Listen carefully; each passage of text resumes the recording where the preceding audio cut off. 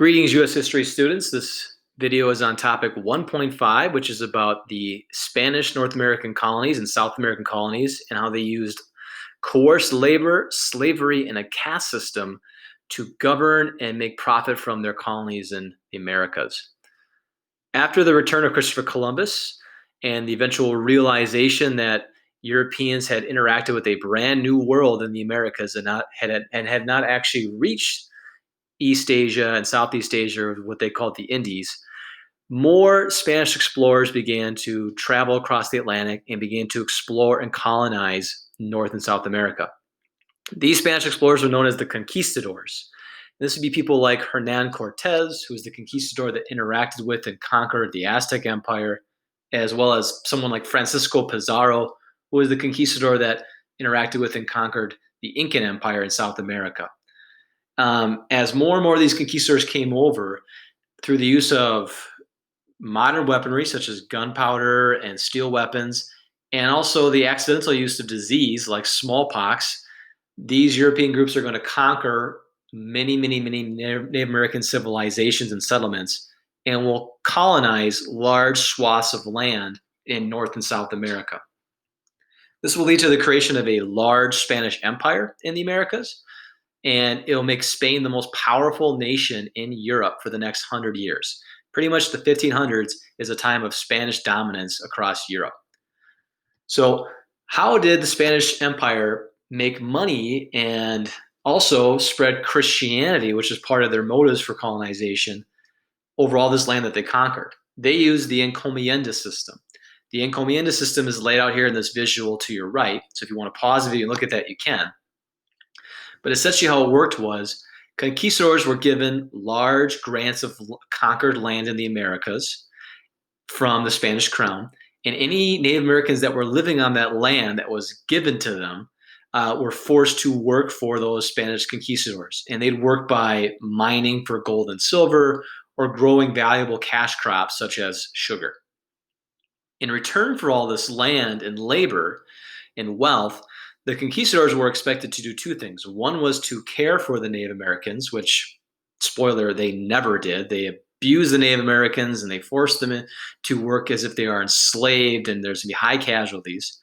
And they're also forced to convert the Native American people to Catholicism, to spread Christianity. That did happen. There will be an extremely high number of Native Americans that are converted to Catholicism, and Christianity will spread throughout North and South America.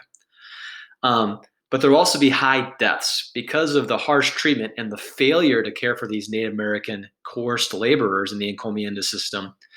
Many Native Americans will die either from disease or from being overworked. Eventually, this system of making wealth from the land and spreading Christianity will be outlawed in Spain in 1542. But for roughly the first 50 years of Spanish colonization, the encomienda system was used to bring great wealth to the Spanish crown and to spread Christianity. Now, as a result of the failure of the encomienda system, or its eventual failure, and the high death toll European disease and abuse had on Native American populations, Europeans will search a new source of coerced labor to come work. So because there's so many Native Americans that are dying or running away, Europeans are going to try and find new people to come and work on their encomiendas and on their plantations. This is going to lead to the rise of the Atlantic slave trade and a system known as the asiento system, where Spanish conquistadors paid a tax for any person who was enslaved that was brought over to work on their encomienda. Why were people from West Africa enslaved and brought over as part of the Atlantic slave trade? Well, West Africans, like Europeans, had developed immunity to a lot of these European diseases that Native Americans had not developed immunity to. So whereas Native Americans were not immune to smallpox, West Africans who had been enslaved as part of the slave trade were immune to smallpox and could be around Europeans and not run the risk of dying from disease. And so that made them a valuable source of labor for the Spanish crown. So the Atlantic slave trade is going to emerge, and as well as the triangular trade network. So if we look at our map right here, what will happen is Europeans will have manufactured goods. They'll sail down to various West African kingdoms. or tribal groups, and they will exchange these manufactured goods, clothing, weapons, types of food, alcohol, and so on, in exchange for enslaved West Africans, so people from neighboring tribes or neighboring communities that have been captured. They will be enslaved and they'll be exchanged for these manufactured goods to the European traders. These European merchants are then going to take these enslaved Africans who've been forced into this terrible system, and they're going to sail them across the Atlantic in what is known as the Middle Passage. This journey, this horrendous journey from West Africa to the Americas, and namely the Caribbean.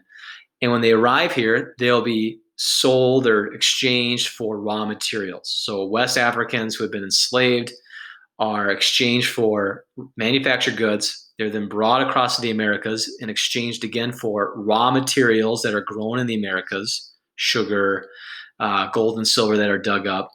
And then they'll be used as laborers to gather more of those raw materials.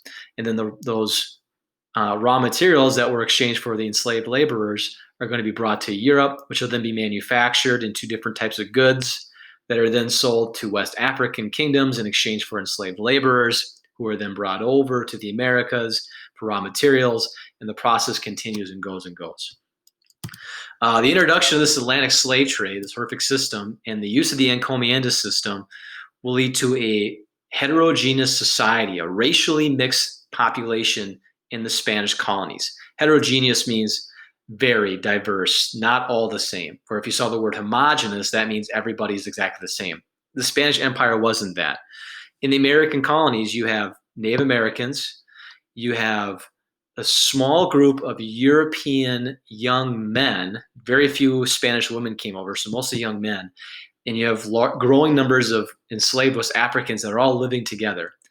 And because of this lack of European women, you're going to see a lot of people interacting and creating families, and you're going to see a mixed race population emerge in the Americas.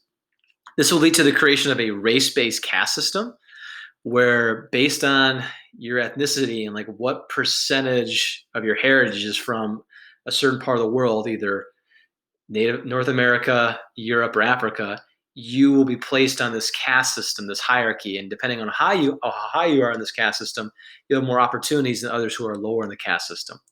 Right here is an image of the caste system. At the top were peninsulares, meaning people who were 100% from Europe and were originally from Europe, but then had migrated to the colonies. Underneath them were Creoles, people who were also 100% of European ancestry, but had been born in the American colonies and were not initially from Europe themselves, but their ancestry was. Underneath them are mestizos and mulattoes, or other types of mixed race group people who have one parent that is either European, Native American, or African, and the other parent would be from a different group, either Native American, European, or African. And underneath that group would be Native Americans from the area, or enslaved Africans, or freed, emancipated Africans who had ended their term of slavery. So you have a variety of groups of people, and then based on your ethnicity, your race, you had more potential, more opportunities than others. To kind of keep track of all the various types of mixed raced individuals that emerged, things like the Caste paintings were created, which depicted the various combinations of ethnic mixing and racial mixing that took place in the Spanish Empire. So the Spanish Empire was extremely powerful during this time period. It made Spain very wealthy and powerful in Europe, and it led to the use of the encomienda system and the growth of the Atlantic slave trade to acquire wealth for the Spanish Empire and its massive colonies. And because you have young Spanish men living with Native Americans and enslaved Africans, you end up getting this mixed race group of people that was organized by a caste system. So that is how Spain governed its colonies. Have a great day.